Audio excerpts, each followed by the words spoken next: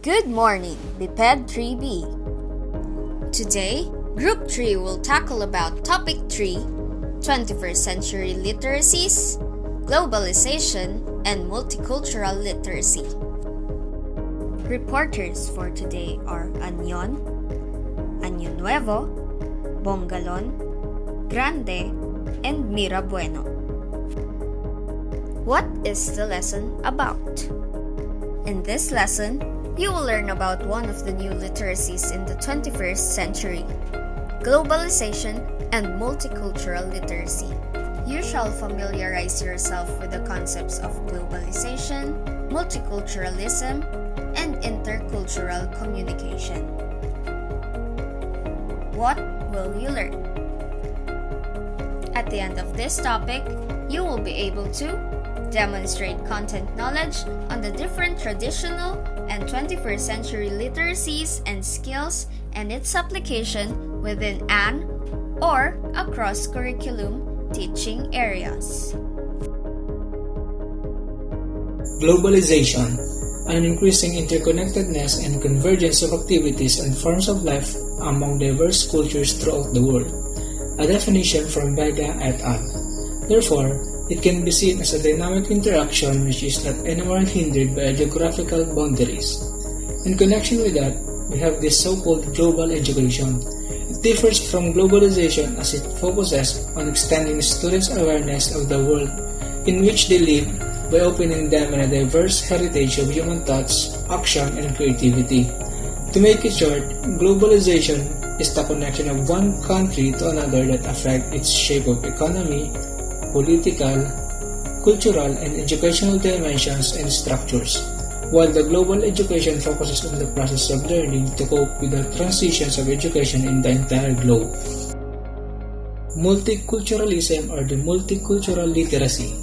According to Banks 2004, multicultural literacy consists of the skills and ability to identify the creators of knowledge and their interest to uncover the assumptions of knowledge, to view knowledge from diverse ethnic and cultural perspective, and to use knowledge to guide action that will create a humanly and just world. Also, Taylor and Dutchman, 2012, added that it is focused on developing a means of measuring cross-cultural awareness, understanding, knowledge, and respect as lived relations and process by encouraging a widening expanse of knowledge framed within an appreciation of the global intellectual heritage of different disciplines and drawn from heterogeneous sites of learning, which is the family, community, media, and school. So, multicultural literacy is interacting with people from other parts of the world and learning from or more about their different backgrounds like races, cultures, and beliefs. Upon discussing this literacy, it is the foundation of multicultural education, which is defined as a progressive approach for transforming education that holistically critiques and responds to discriminatory policies and practices in education. It is grounded in the ideals of social justice, education equity, critical pedagogy, and a dedication to providing educational experiences in which all students reach their full potentials as learners and as socially aware and active beings locally, nationally, and globally. Gorski, 2018. So to make it easily to understand, multicultural education is a reform movement and process that seeks to create an equal education opportunities for all. Banks, 1997.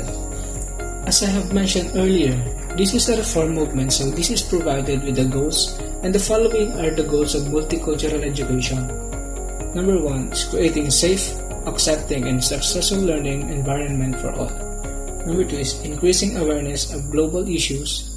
3. Strengthening cultural consciousness. 4. Strengthening intercultural awareness. 5. Teaching students that there are multiple historical perspectives. 6. Encouraging critical thinking. And 7 is preventing prejudice and discrimination. The 4 approaches to multicultural curriculum reform. These approaches are the following: the contributions approach, the additive approach, the transformation approach, and the social action approach. So, first, the contribution approach. This approach reflects the least amount of involvement in in multicultural education approaches. This is incorporated by selecting books and activities that celebrate holidays, heroes, and special events from various cultures.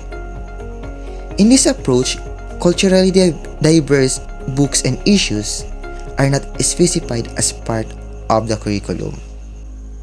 In this approach means that in the various books and activities that celebrate holidays, heroes, and special events, there are some various events that not totally involved in the curriculum, but at least amount of involvement in a multicultural education approaches or curriculum. Like for example, another example, the UNESCO week where pupils or students are asked to put up exhibits featuring artifacts from other cultures or wear their traditional attires. I-relate natin siya sa AP subject.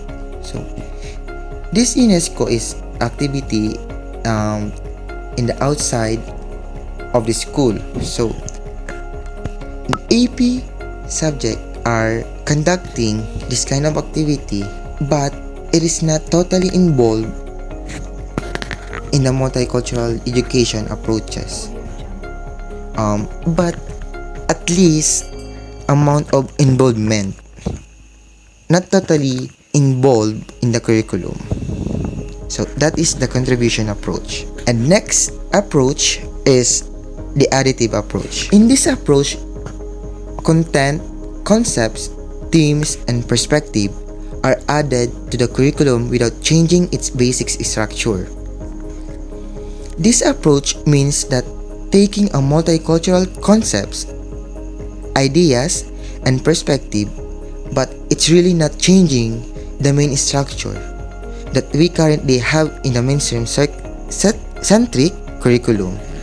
So we're really not changing in anything, we're just adding in a little bit of perspective.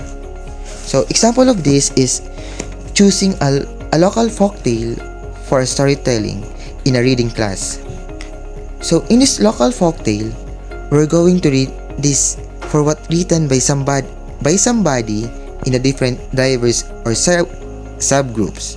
So during storytelling, we can able to add something like concept or themes, context, and especially perspective to make it a little bit diverse, but we really didn't change the foundation of what we're doing. The third approach is the transformation approach.